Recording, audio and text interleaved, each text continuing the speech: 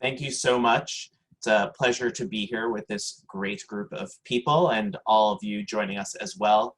There's a story told about a 20th century Israeli rabbi, the Chazon Ish, and on election day, the rabbi runs into one of his congregants and asks him, a fairly simple question. Have you voted yet? And the person responds, no. So the great rabbi asks, why not? And the individual responds, I don't have the 3 Israeli pounds to pay the poll tax. So the rabbi says, do you own a pair of tefillin? Of course, the person replies, well, you can go and sell your tefillin, this item that you use in daily prayer, and use those funds to pay the poll tax so that you can go and vote. And the rabbi explains that wearing tefillin is a mitzvah or a commandment, but voting in the election is also a mitzvah or a commandment. And the rabbi was not worried that this individual would not put on tefillin because they could borrow a pair. But he was worried that this person would not perform the other mitzvah, the other commandment of voting in the election. The rabbi knew that voting was so important that it superseded owning tefillin, which are used on a daily basis and very important for traditional Jews. But one can borrow tefillin. You can't borrow a vote. And if you don't vote, there's no making up for that opportunity. Elections impact day-to-day lives of everyone in society. Votes matter not only on the day of the election, but after every day, from day to day to day until the next election. So when I first heard this story, I asked myself, where does this idea come from within Jewish tradition that this rabbi would say voting is so important?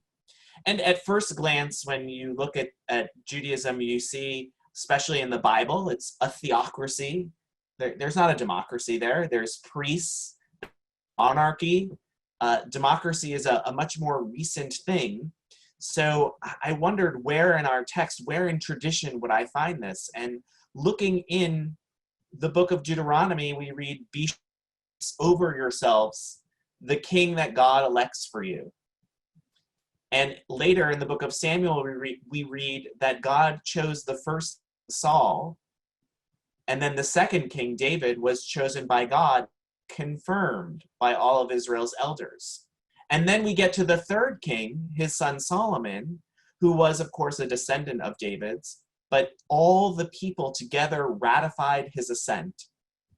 Given this shift, the rabbis of the Talmud shared that not even God could select rulers without consulting the people. So one of the rabbis in the Talmud writes, a ruler is not to be appointed unless the community is first consulted. And voting is our modern way of consulting the community before appointing a ruler. Now, the rabbis of the Talmud in the 4th century had no idea of a representative government and a representative democracy. They did not know of rulers who were elected, but they still highlighted the importance of the community having input into who them. And today, when we have the right to vote for our elected officials, we also have the responsibility to vote and also to ensure others in our community are able to vote as well. We live in the world as it is today, one that is broken with injustice, and we want to build the world as it should be, a world filled with wholeness, compassion, and justice. But how do we make that change? How do we go from where we are to where we want to be? By living our values, by urging our elected officials to put those values into action. But we know that elected officials listen to the people who elect them. Just look at the issues and they choose to take up and how they choose to act on them. And we see it time and time again, that those are the people that they listen to. So by making sure that the leaders we select represent the people, and if we want them to represent all the people, then we need to make a change and make sure that our electorate and the people who are going to vote are representative of the people who are in our country.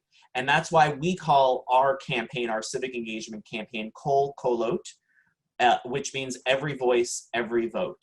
Because every voice must be heard in this election and every vote must be counted. In the United States, we have this incredible opportunity of the vote, but we know that not everyone can access it. And that's why 55 years ago, in the conference room of our Religious Action Center of Reform Judaism in Washington, D.C., the luminaries of the Civil Rights Movement drafted their contribution and sections of the Civil Rights Act of 1964 and the Voting Rights Act of 1965. It was key to the work that we were doing at the Religious Action Center at that time with our partners across lines of difference. For all of us in the Reform movement, democracy and voting rights are as sacred as they are personal. And for the last 2 election cycles, with the leadership and support of our entire denomination, we've engaged in a nonpartisan civic engagement campaign. We've brought our deepest concerns and enduring Jewish values to bear in elections, challenging our nation to fulfill the democratic promise that it was created upon. Now, this election is going to determine the future for our country, for our dreamers, our immigrants and refugees. This election will impact the lives of women, LGBTQ individuals, and people of color. This election could declare our commitment to saving our planet, to lifting people out of poverty, to ending the plague of gun violence. This election could move us closer to a better sacred time when everyone can sit in safety under their own vine and fig tree, and there shall be none to make them afraid. When everyone can sit in their own home without fear, can walk in the streets of their neighborhood or any neighborhood without fear. That is the world that I want to live in. Another story. Once there was a wise woman and a mischievous boy. The boy was driven by a desire to expose the wise old woman as a fool. So the boy had a plan. He'd captured a small, fragile bird in the forest and put it in his hands. And he cupped his hands so you couldn't see the bird. And he approached the woman and asked her, "What do I have in my hands?" To which this wise old woman replied, "You have a bird." Then the boy asked, "Is the bird alive or is it dead?"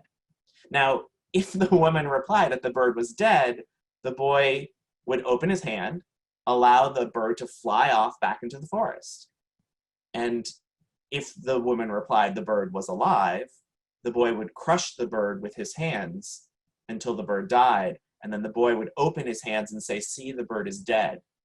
So how did this woman answer the question, is the bird alive or dead?